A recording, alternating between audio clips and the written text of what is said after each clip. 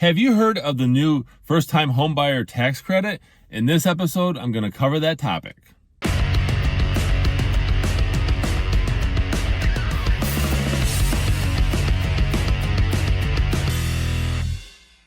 Welcome everyone to this episode of the Ask Jason Gelios Show. I'm Jason Gelios, Michigan Realtor, and I appreciate you tuning into this episode. This is a jam-packed one. I got a lot of information, so I'm gonna go ahead and just dive right into it. Although I do want to remind you, especially if you're new to this show, that you can follow me on social media. Those links are in the description, as well as visit my website.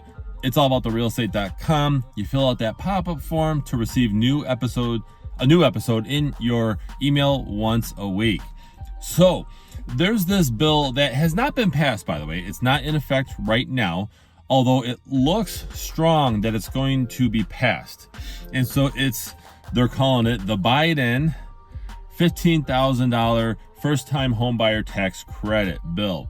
And so they're trying to get this passed to assist low and middle income Americans in their goal to attain home ownership. Okay, so it's a home buyer tax credit that would be up to $15,000 to help people buy their first home. So let's go ahead and dive into this. Now, first off, all right, the update is as of August 29th, 2022, the first time home buyer tax credit is still a bill and it has not been passed into law.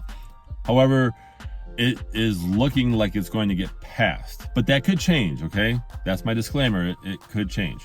Now, according to this bill, home buyers who meet the following criteria will receive the credit. For example, they must be a first-time home buyer, must not have owned a home in the past 36 months, must not exceed the income limitations in their area, which varies depending on the area, right? There's a median income average, and then that's how they figure that out.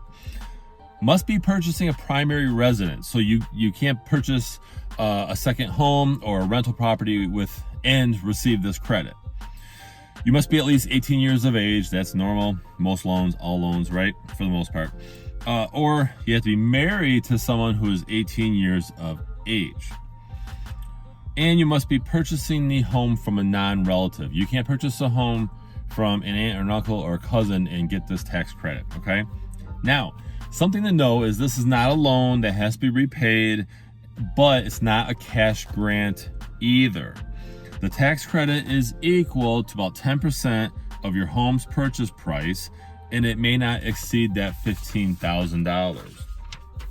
Now, if this bill gets passed into law, I think it will be helpful.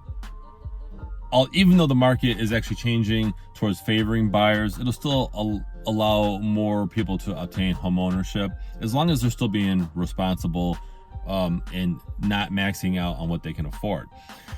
So if this is passed into law officially, eligible first-time home buyers would automatically receive their tax credit. No action needed beyond the filing of a tax form. Now, another disclaimer that I have, since I'm talking about tax stuff and I'm just touching the surface, is you should always consult with your tax preparer, right, your CPA, for definitive answers on this, especially if this goes into effect and you're looking at buying a home. Talk to your tax professional. They're the tax experts. Okay, that's my disclaimer.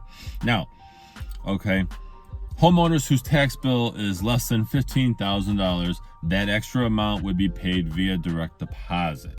Okay, tax question, ask your CPA. Now, the program applies to all homes purchased beginning, and it actually goes back, if you purchased a home January 1st, 2021 up to now, okay, you would still get this tax credit.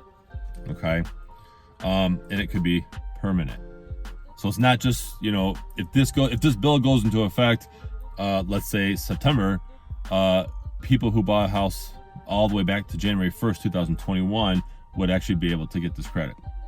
Okay, so buyers who use the home buyer tax credit and they change their primary residence or sell their home within 4 years of purchase will realize a tax liability on how long they held their home. So you're going to get hit. You got to hold on to the home for 4 years. You can't move and have someone else occupy the home. And they will find out, by the way. It's the government. Okay.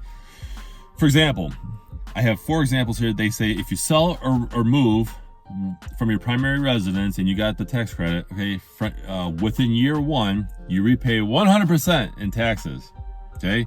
If you move within year 2, you pay 75% in that taxes, which is like $11,250. If you sell or move from your primary residence within year 3 of getting this credit, you have to pay 50% in taxes, which is $7,500. If you sell or move within year 4, you repay to the government 25% in taxes, or $3,750. So if this bill goes into law and you take advantage of this tax credit, which actually you will get it, then you want to basically stay in the home for 4 years, okay? Now, there are exceptions to that repayment rule that I mentioned, right? I showed you all those examples. One exception states that if you sell your home within 4 years to a non-relative and whose real estate gains are less than their tax liability, must only pay their real estate gains. Again, talk to your CPA to get further details about this part. But here's an example, okay? So let's say you receive a $15,000 credit and when you bought your home, yay, and you sold your home to somebody related to you in the first 12 months.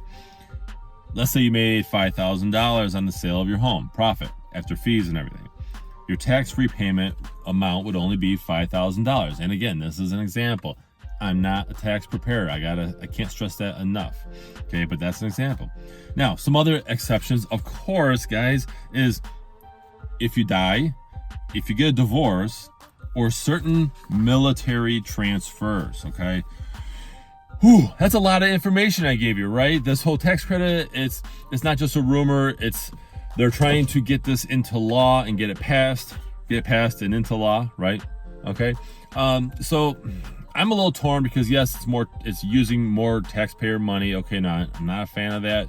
But it would help more home buyers obtain home ownership. Now, back before the recession, the government had, I believe it was a $6,000 and an $8,000 tax credit that they were offering for short time period, right? And so what I saw were home buyers who were just offering over asking, like no big deal, because many people were competing for homes. So I'm not a fan of what this will do in terms of creating more competition between home buyers. But I think that somebody genuinely trying to get a home, this will give them that boost so that they can get that home, build equity, and use it for other things as well, right? So this is in a nutshell what that Biden tax credit first time home buyer tax credit is. Overall, I think it's probably a good thing. I'm not endorsing any political party, by the way. I'm just sharing with you what this tax credit is. So share your thoughts in the comments below. Tell me what you thought. And by the way, visit my website, allabouttherealestate.com, and fill out the pop-up form to receive new episodes in your email once a week. And please share this with a friend, family member, enemy, whoever needs to see this. And be sure to follow me on social media. Those links are in the description. I'm Jason Gelios, Michigan Realtor, and I appreciate you watching.